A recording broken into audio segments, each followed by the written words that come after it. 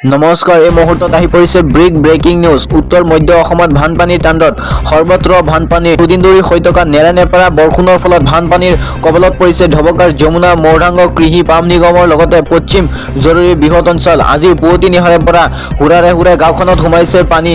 হঠাতে অহা এই পানী ভৰাই পেলাইছে শ শ বিঘা কৃষিভূমিৰ লগতে মাছ পোহা পুখুৰীসমূহ। গাঁওখনৰ আজমা নগৰ গজালি ঘাট সংযোগী পথছোৱা বহুকেইটা অংশ বানে বুৰাই পেলাইছে। বৰ্তমানলৈকে গাঁওখনৰ লোক ঘৰৰ ভিতৰতে আবদ্ধ হৈ থাকিবলগা হৈছে। বৰ্তমানলৈকে প্ৰশাসনৰ কোনো লোক গাঁওখনত উপস্থিত নোহোৱাৰো অভিযোগ উঠিছে। জাঁজি নদীৰ প্ৰলয়ংকাৰী ভানে ধি গৈ এভুকি যন্ত্ৰণা। ইফালে গহপুৰত অৰুণাচলৰ পৰা বৈ পাহাৰীয়া নৈৰ সংহাৰ, ব্ৰহ্মাজান, ভালিজান, কুকুৰজান, চেঁচা, ধুবিয়া, চট্ৰং সকলো পাহাৰীয়া নৈৰ সংহাৰী ৰূপ। ব্ৰহ্মাজান নৈয়ে ছিঙিলে মাথাউৰিৰ, ভালিজান নৈৰ ওপৰেৰে ভাগৰিছে পানী।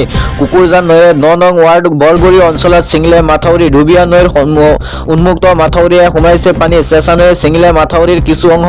হুলিঙি নৈয়ে ডুবালে নবলী অঞ্চল, বহু পৰিয়ালৰ বাসগৃহত পানী, খেতিপথাৰত পানী। কুকুৰজান নৈৰ পানী গহপুৰ শ্বহীদ কনকলতা বৰুৱা চিকিৎসালয়ৰ চৌহদ ডুবালে। গহপুৰ ৰাজু চক্ৰৰ পৰিয়ালৰ চৌহদতো পানী। চিকিৎসালয় পথ বুৰিল ভানত, বহু গ্ৰাম্য পথ ছিঙিলে বানপানীৰ কোবাল হোতে। বহুতৰে হাঁহ কুকুৰা পানী উটি গ'ল। বহু ধনসমূহৰ খাদ্য সমস্যা। ব্ৰহ্মাজান নৈৰ পানীত উটি গ'ল এটি গো ধন। মুঠৰ ওপৰত গহপুৰত আজিৰ দিনটোত বানৰ সংহাৰী ৰূপ। আনহাতে কৃত্ৰিম বানৰ কবলত জাগিৰোড নগৰ। নিশাৰে পৰা হৈ থকা নেৰানেপেৰা বৰষুণৰ ফলত জাগিৰোডত সৃষ্টি হৈছে কৃত্ৰিম বানৰ কবলত পৰিছে শ্যামাপল্লীকে ধৰি বিভিন্ন অঞ্চল। বানত ভুৰ গৈছে গড়দুৱাৰ, ভাৰপথৰ লগতে বিভিন্ন উপহানস্থলী। হঠাতে হোৱা কৃত্ৰিম বানে বহুতৰে চোতালত সৃষ্টি কৰিছে একাঠু পানীৰ। আনকি বহুতৰে ঘৰৰ ভিতৰতো সোমাইছে পানী। কৃত্ৰিম বানে ক্ষতিসাধন কৰিছে বহু পৰিয়ালৰ।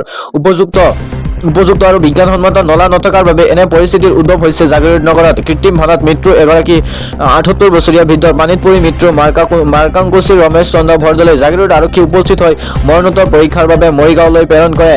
কমলদেৱ গেমছৰ উপপথসমূহৰ বানপীড়িতৰ নামত উছৰ্গা লাভলীনাৰ। ইফালে নেৰানেপেৰা বৰষুণ, আনফালে ফেনে ফুটুকাৰে বৃদ্ধি পাইছে দিকৰাই নদী, যাৰ ফলত নিশাটোৰ ভিতৰতে পানীত ভুৰ গ'ল নদুৱাৰ ৰাজহ চক্ৰৰ অন্তৰ্গত জামুৰিগুৰিহাটৰ নৰুৱা, ডেকেৰী আৰু বালিবৰী গাঁৱৰ ৭৫টা পৰিয়ালৰ বাসগৃহ। হঠাৎ হেৰসুৰা নদীৰ পানী ঘৰৰ ভিতৰলৈকে সোমাই পৰাত হাহাকাৰ অৱস্থাৰ সৃষ্টি হৈছে। গাঁওসমূহৰ লোকসকলৰ মাজত পশুধনসমূহক ওখ স্থানত ৰাখি বানত আক্ৰান্ত লোকসকল ঘৰুৱা সা সামগ্ৰী লৈ সুৰক্ষিত স্থানলৈ ঢাপলি মেলাৰ লগতে প্ৰশাসনেও বানত আক্ৰান্ত লোকসকলৰ বাবে শিবিৰৰ ব্যৱস্থা কৰাৰ যোজা পৰিলক্ষিত হৈছে। বিগত 16 দিনে জলবন্দী হৈ আছে চৰাইদেউ জিলাৰ চুমনি গাঁৱৰ বহু পৰিয়াল।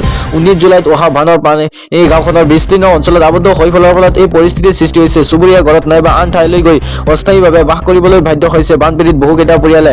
আনহাতে কৃত্ৰিম বানত ভুৰ গৈছে তেজপুৰ চহৰৰ 19 নং ৱাৰ্ড। বাসগৃহ, চোতাল, পুৰণি কোঠা, পাকঘৰ সকলোতে পানী। মুষলধাৰে হোৱা বৰষুণৰ ফলত কৃত্ৰিম বানত হাহাকাৰ লাগিছে চান্দমাৰী অঞ্চলৰ ৰাইজৰ। পৌৰসভাৰ অকৰ্মণ্যতাৰ বাবে সকলো নলা নৰ্দমা বন্ধ হৈ আছে দীৰ্ঘদিন। পানী ওলাই যোৱাৰ ব্যৱস্থাও নাই, যাৰ ফলত এজাক বৰষুণ দিলে বানত ভুৰ যায় অঞ্চলটো।